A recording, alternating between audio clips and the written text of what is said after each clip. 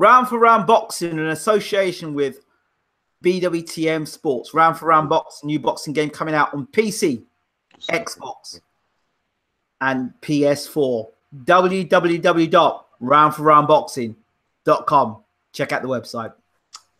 We have with us in the room a very special guest, all the way, I believe, from Croatia. We have in the room with us the legendary Uncle James Ali Bashir. Uncle, how are we doing? We're doing fine. We're doing fine. Thank you so much. Thank you so much, Uncle. And who do we have next to you, Uncle? Ivana Habazin, the IBO middleweight champion of the world.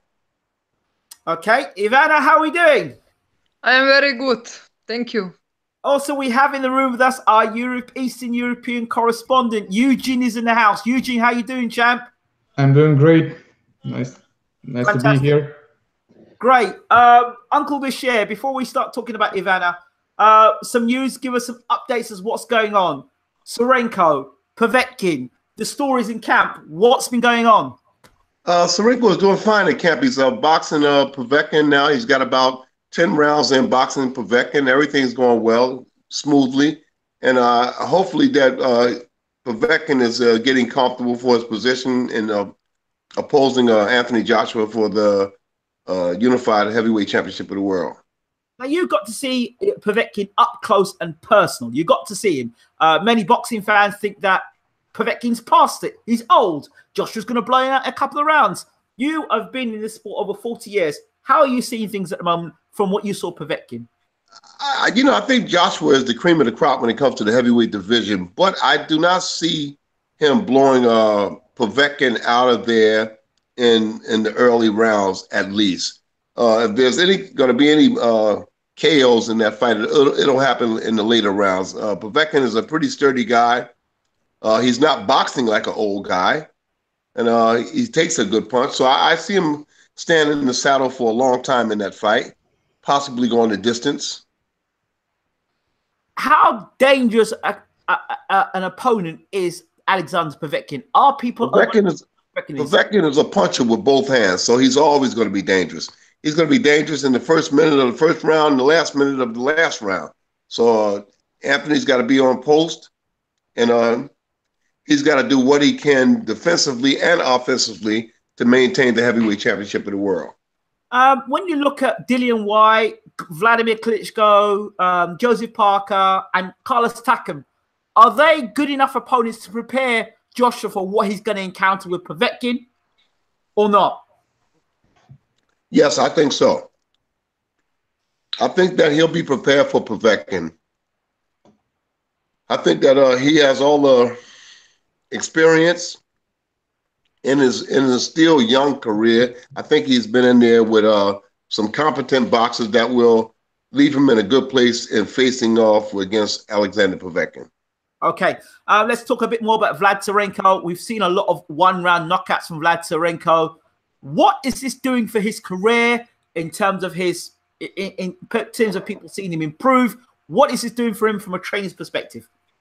Well, yeah, I mean, every fighter has his own journey, his own route. And nobody can say at any given time what makes a boxer comfortable or what a boxer truly needs. The outsiders can say that he needs to fight this guy, that guy, or this level of fighter or that level of fighter. But at the same time, the insiders know best. And I think that Vlad Tsarenko has moved along calmly, smoothly. It's not his fault that these guys laid down or fell down or got knocked out in the first round. Vlad Tsarenko did his thing. He went out there and did his thing. I remember some time ago watching a young Mike Tyson fight, and there was some complaints about the opponents that Mike Tyson was facing. And Mike Tyson answered that question by saying, when they came in the ring unprepared, I did what I was supposed to do to them. I got them out of there. So Vlad Tsarenko is doing the same thing. If those guys are not prepared, then Vlad Tsarenko is getting them out of there. And that's what I like. That's what I'm confident with. Now, I don't know whether to look at this as a good thing or a bad thing. Most of Vlad, if not all of Vlad Tsarenko's knockouts have been left hooks. Is that because he's only a left hook, or is that because that's all he's needed so far?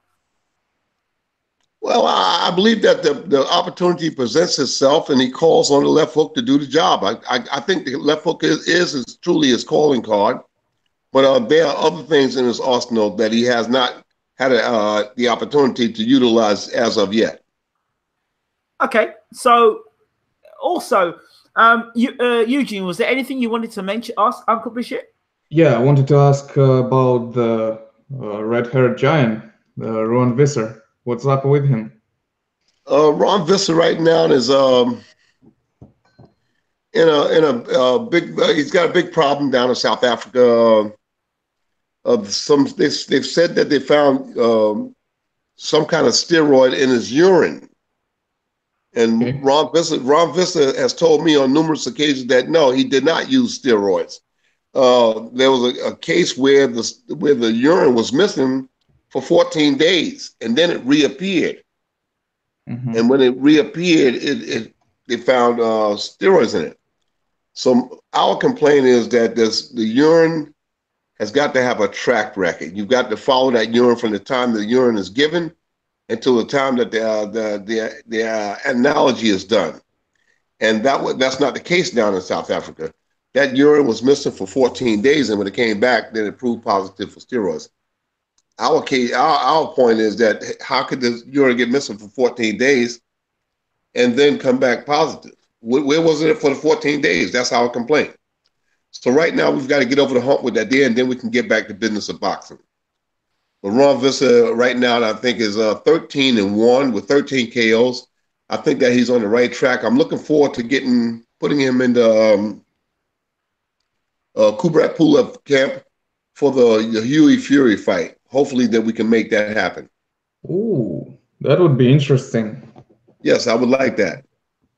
All right. And the other question that I would have about Povetkin camp, because you were there, they had another guy from Ukraine, Alexander Zakhozhny, and he's a 6'9" guy.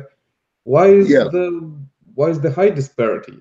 Like I would expect them to bring someone who is more size of Anthony Joshua, but like Dubois kind of fits, but then this guy is completely like in different dimension.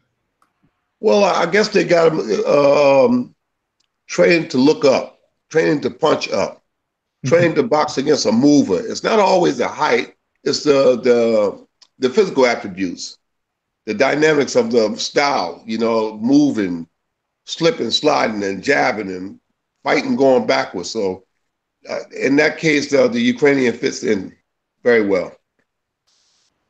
I see.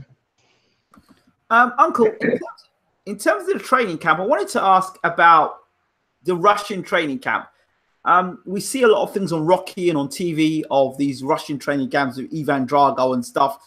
What is it like? Is it really that hardcore, the training camps, that are so different to the typical British training camp or American training camp? Or is there fantasy there, or is there reality to that? Talk to us about that and the camp. Well, they have their own unique style of training. The Russians, the Ukrainians, the Georgians, they have their own unique style of training, and that seemingly that's not going to change. They're always going to train the way they train. It's not as rigorous as in the Rocky films. That's fantasy. That doesn't happen. The human being couldn't put themselves through that kind of training and be fit for a fight. But they do have a rigorous training regime. I do ask that because we don't get to see much of Russian training camps because everything seems to always be very much behind closed doors. Even so, to the point where the story about Dan Dubois giving Povetkin a black eye sounded very much un-Russian.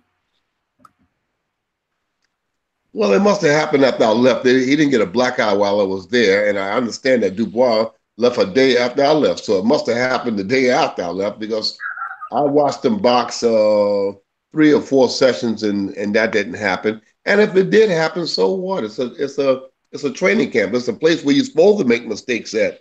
It can happen to either guy. But the intel was that Povetkin was getting bashed up in sparring by Dubois. From my perspective, that didn't happen. That didn't happen. I mean, young Dubois handled himself quite well in the ring with Povetkin. You know, he was boxing well. He was boxing well beyond his youthful years. You know, he can box. He can handle himself pretty well. And I think that he and Povetkin made good music together. I think again that Dubois handled himself quite well against Povetkin, but you really can't gauge anything because that was the first 3-4 days of sparring,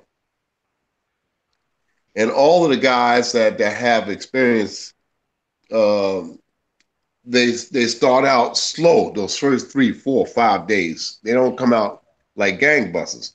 That was Povetkin at the beginning of a camp. We didn't see Povetkin coming into the last 4 or 5 days of the camp, which where they usually pick up at. I've been around a lot of big guys in training camps, Jamil McCline, Shannon Briggs, Monty Barrett, Lennox Lewis, Vladimir Klitschko, Vitaly Klitschko. I've been around a lot of these guys, and they don't come out the first 3, 4 days like gangbusters, you know. But they usually pick up momentum as the days go along. Final question in terms of before we talk to Ivana. Vladimir Klitschko has announced a comeback. We talked about this just after he got beat by Joshua. We said that we did say there's a possibility he would come back. Now there's talk of him coming back. Is he coming back because of his personal circumstances, or is he coming back because of something else? What have I been telling you? I've been telling you since Vladimir Klitschko left that I still see the sparkle in his eye when I'm talking to him. I never bought into the fact that Vladimir Klitschko was going to hang up his gloves and go away. I just never bought into it. And you know that. I've been telling you that ever since he did it. Yeah. You know, I just still see the hunger in his eyes. I hear the hunger in his voice when we communicate. And we communicate quite often, like maybe every other 2 weeks we are on the phone talking to each other. And we've been together a couple of times since then. And I still see the desire in his actions, his emotions. I can hear it in his voice, you know. And he's been boxing practically every other week with somebody in the gyms in Ukraine. So I've always told you that. I've never said that he was totally satisfied with the way he left boxing. So I expected. You know that what I told you. Yes. Haven't I told you? Yep. I've been telling you that. So I expected him to come back. Not for any particular boxer, but because he feels that he has unfinished business. He still has the desire to box. And he can still box because he's in great shape. For his age, he's in great shape. But the question I ask is, and this is the billion-dollar question, is this comeback going to have James Ali Bashir as head coach? I don't know what Vladimir Klitschko will do. I don't know what Vladimir Klitschko's ambitions are, what he will do, who he will choose as his coach. Maybe he'll choose Jonathan Banks again as coach. You know, I would hope that he would choose me. That's for sure. I would hope that he would choose me. But I actually can't say what he will do, what direction he would do. It will go. Okay. All right. Now we have a young lady in. Eugene, was there anything you wanted to ask before we go to Ivana? Just so to make like a full stop there, Alexander Usyk posted a picture of him sparring with Vladimir Klitschko. So I'm not sure whether it's one preparing for Alexander preparing his transition to heavyweight division, because getting ready for bigger guys, or I just don't see why they would kind of meet up unless there was something going on. So Alexander Usyk and Vladimir Klitschko are much of the same when it comes to desire and perfection. They're both are perfectionists. They both pursue their craft with a vigorous drive, and I think that them boxing each other is more of like a competitive thing, gauging themselves against the best boxers in the division. If I can compete with Vladimir Klitschko, what can I do with the division? If I can compete with a slick, fast southpaw like Alexander Usyk, I can certainly come back and compete with the guys that's out there right now. So I think that there's a situation where they want to be at their best when they do face off against anybody in the division. Mm-hmm. Well, it reminds me actually about a TV show where Usyk was invited to talk about boxing, and they asked him whether he would knock out Vladimir Klitschko, because at that point Klitschko was still fighting, and he said, "Yeah, I would knock him out." And people were like, "What are you talking about?" And he's like, "Well, what do you expect me to say? I cannot knock him out." And so he takes no crap from nobody. I just love that part of him. Like I said, I spent 3 years training Alexander Usyk, and he's a very proud man, and Vladimir Klitschko is nonetheless a very proud man. And I would expect Usyk to say the same thing when I was training them, and I expect them to say the same thing now. They're very proud in the division. They're very stubborn. They're very, very strong in their will. Both guys, you know. Very, very tough guys, tough mentally, tough physically. You know, and they both have a desire to be the best at what they do. You know, so that would be a hot contest. That would really, really be a hot contest. Usyk is a young phenom, and he's slick moving, slick boxing, and he's got some crack. He's got some pop in his punch. So he's not a joke. I think that Usyk the sky's the limit for Usyk. He can only go up, you know. Vladimir Klitschko has had time to be out of boxing and to reflect on what he's done in boxing, and still more has time to reflect on what he still would like to do in boxing. I think that when he left, and I've been talking to him since he left, every time I talk to him, I say, "What are you waiting for? When are you coming back?" You know? And he shrugged it off. "No, I'm not coming back." But I always felt that you can come back. You can still win. And I think that he can compete with the heavyweights that's in the world there today. I think that Vladimir Klitschko can jump right back in the mix and possibly get back to the heavyweight championship of the world. Wow. Okay. Ivana, thank you so much for being so patient as we talk boxing. Let's talk about you. Ivana, welcome to the show. Thank you so much. So, Ivana, how have things been with yourself? So I defending my title last week, IBO middleweight title. So I took that title in March this year. So I was actually out from 2014 after I lose the fight against Cecilia Braikus for unification fight of all 4 titles, because I had a lot of injuries and some problems with my healthy. And finally, before 6 months, I'm getting, I was okay, I'm getting back, and now I'm in a good shape. And I'm sure I can win Cecilia. Okay, talk to us about how you got involved. Why did you get Uncle Bashir involved? I really think she's the best coach in the world right now.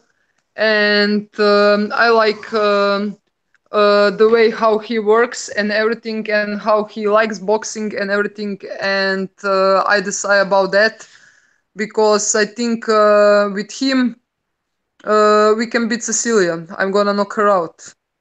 What? How did you know about Uncle Bashir? How did you get to meet Uncle Bashir? He has a fight. Actually, Vlad Serenko has a fight in Vienna when I has a fight for my IBO title. Ah, that's how you connected. Yeah. Wow. So, how is it like now you've got Uncle Bashir on board? What's the things he's doing? How is he improving you as a fighter?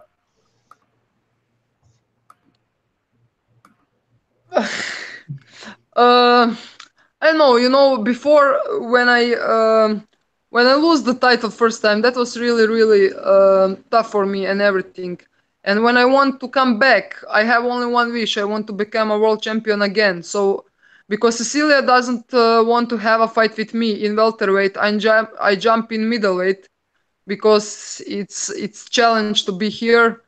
And for me, it was challenge to fight in middleweight because my natural division is welterweight, and when I jump in this division, it was tough and because you need to do some different stuff. And yes, I have only one goal. It's become to world champion, but I wasn't so confident, and. And in some way, I didn't like boxing. I like boxing, but I didn't like boxing. And when I start work with James, everything's changed. I get passion. I was confident. I was sure.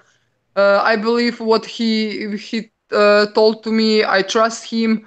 So I believe in myself again, and I know we can do historical things. Uncle, in just for a second, in terms of Ivana, what's the hold up between a situation between Ivana and Cecilia fighting again? You got off camera, Uncle. 1 minute. I test something. Okay.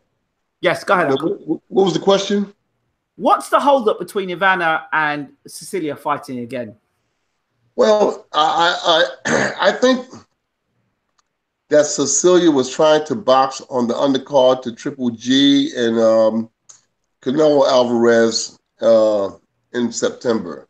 Then there was talk, I don't know whether Cecilia said it, but there was some talk that she could not get an opponent that quickly for that date. And that was nearly 8 weeks ago when I called Tom Loeffler, the promoter for K2 at the time, and I asked Tom Loeffler, could we fill in that spot that they was looking for a fighter for?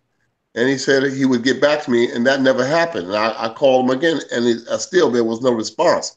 So I don't know whether Cecilia didn't want the fight, whether she didn't desire to fight, or she actually felt like she couldn't get nobody to fill in. But again, we volunteered our services to be on that date, and we're still volunteering our services to be on that date.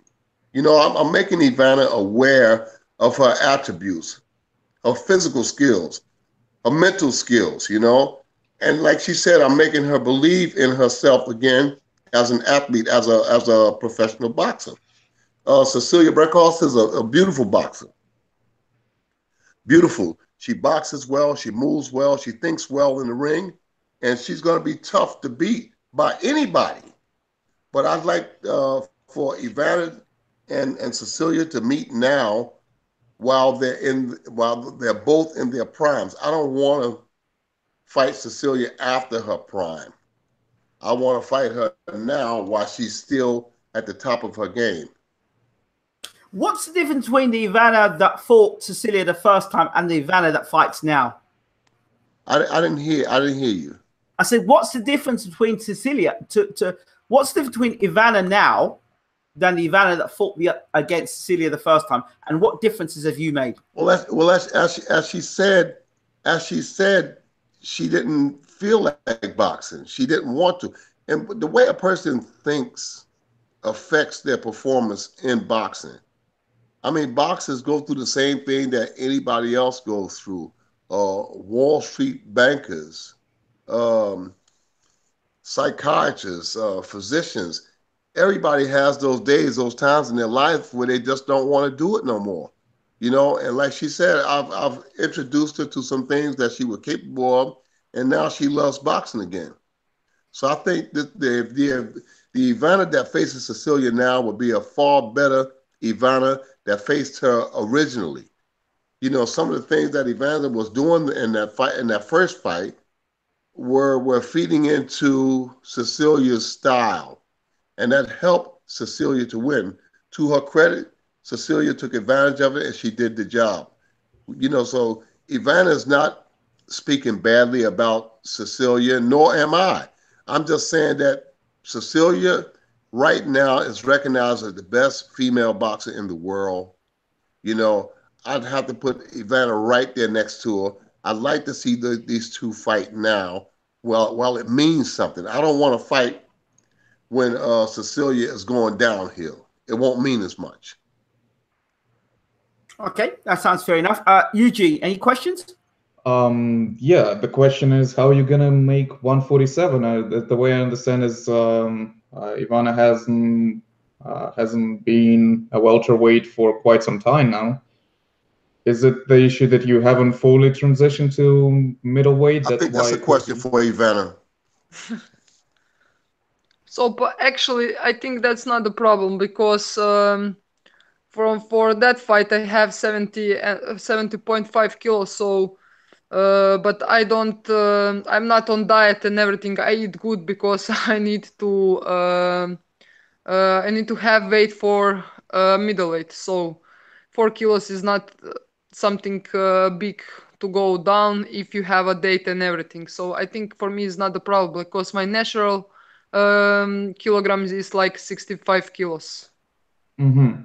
Well, because that's the thing that I've noticed between female and male boxing is if you ask someone to go down in weight in male boxing, they usually say no, like 4 kilograms. Are you kidding me? But Yeah, like yeah, I you're know saying that, that it's but fine with you. yeah, I know that, but like I said, my goal is rematch with Cecilia Braicus because I know I can beat her, and I think I deserve that rematch because it was first woman unification fight ever in the history. So between me and Cecilia, and everybody said she's gonna knock me out, but she didn't. It was victory on points, and if she gave chance to other boxers who didn't stand in front of her like champion, so I think I deserve the new chance. All right. And the other one, the way I see it is Cecilia is trying to claim American market so far. So would you look forward to fighting in America? Yes, why not?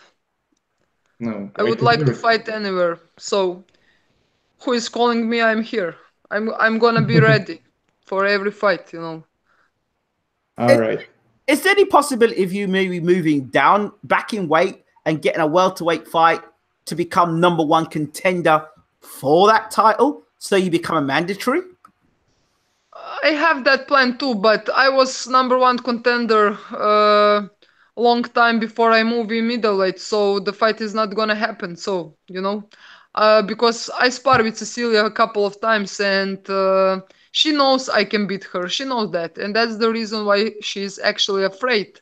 But if you are the greatest champion, like you said, you are, so you can choose. Let's go and let's fight.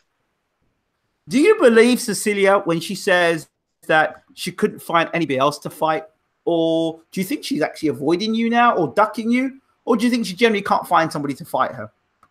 I don't know. I think she's avoiding. So if she tell, I don't know if she tell, some stories are that she tell nobody wants to accept the fight on Canelo Golovkin card. So we call her before. I'm here. I'm gonna fight. If she call me to fight for 1 month, I will be ready. So for me, it's no problem.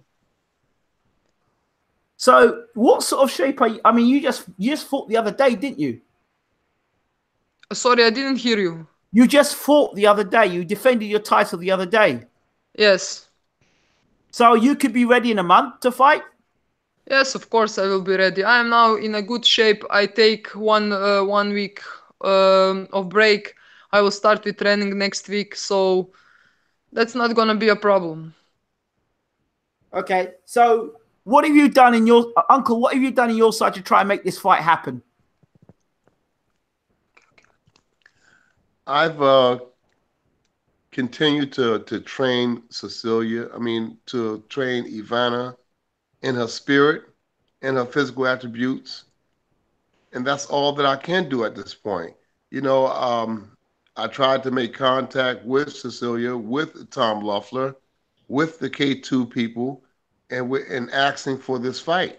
You know, because I sincerely believe Ivana when she says that she can beat Cecilia. I like to see it. You know, I'm a Cecilia fan. You know, but I'm a Ivana Hobson fan too because I'm a trainer. I'm just when I look at fighters, I look at fighters from both ends of the perspective.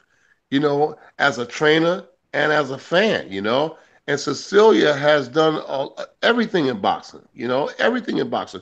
So, and now I'd like to see Ivana come back. I'd like for her to have that second chance. She came and gave Cecilia an opportunity to become the unified champion by agreeing to fight her under some strange circumstances because she took the fight in 4 weeks, and doing so, she gave Cecilia an opportunity to become the unified champion. So I would think that now it was Cecilia's opportunity to give Ivana an opportunity to regain the championship, which I think that she can do. I'm not just saying that because I'm the trainer for Ivana. I'm working with her, daily.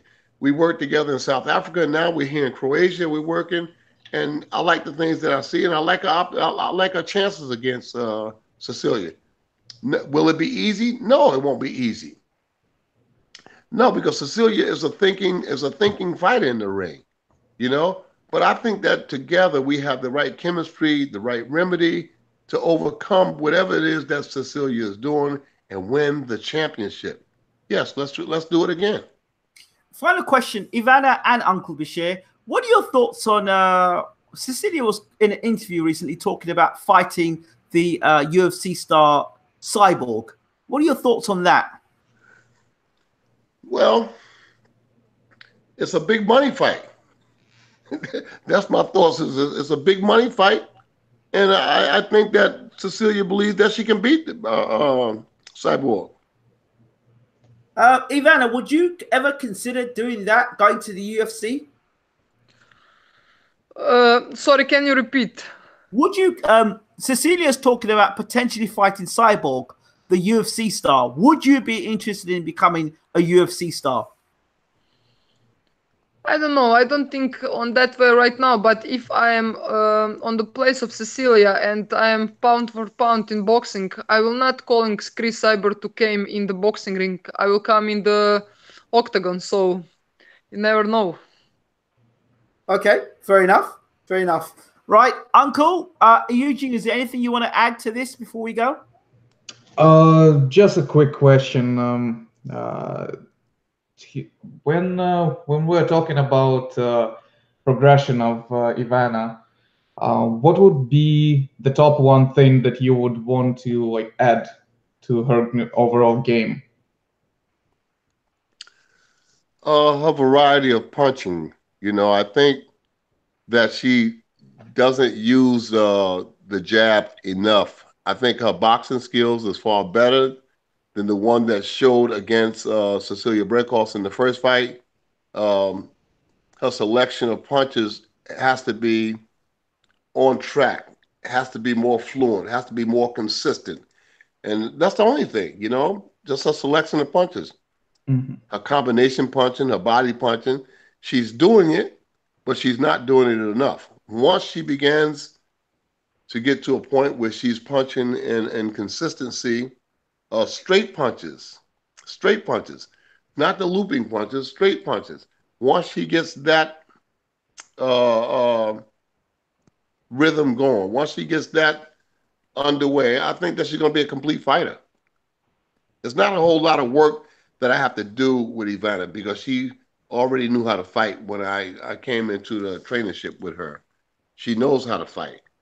She just has to be reminded of all of the good things that she does, has to be more fluent with it when she goes into the ring. All right. Thank you. Okay. I'll leave the final word with Ivana. Ivana? Yes. Thank you so much. Do you have a final word? Where do people find you on social media? People can find me on Facebook, Instagram, and now on Twitter too. Okay, so what is it? How do they spell your name? Ivana Habazin. So how do they spell that? A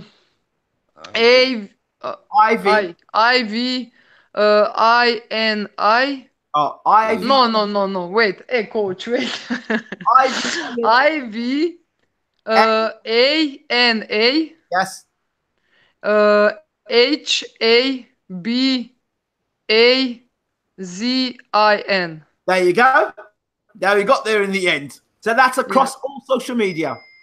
Yeah. Okay. Thank you so much, Ivana. Do you have a message to your supporters? Thank you so much. Thank you to you. Okay.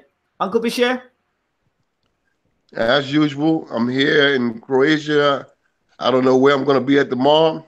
I was in Russia yesterday, Croatia today, and tomorrow I might be anywhere. I might be on the moon tomorrow, you know. But as long as my services are in demand, then I'm going, you know. Right now, my priority is Ivana Habazin in an effort to make the fight with the undisputed champion of the world, Cecilia Brækhus.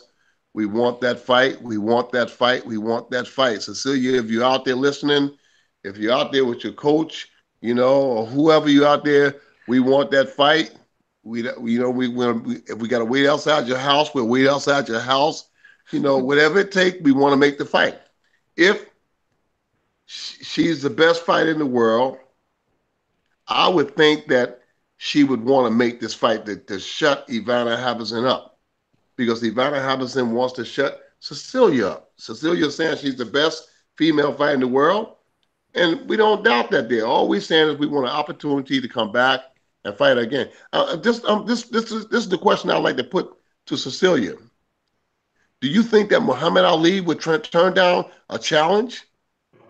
If somebody called Ali out like this, do you think Ali would let that challenge fall on deaf ears? No. Muhammad Ali would come out and fight.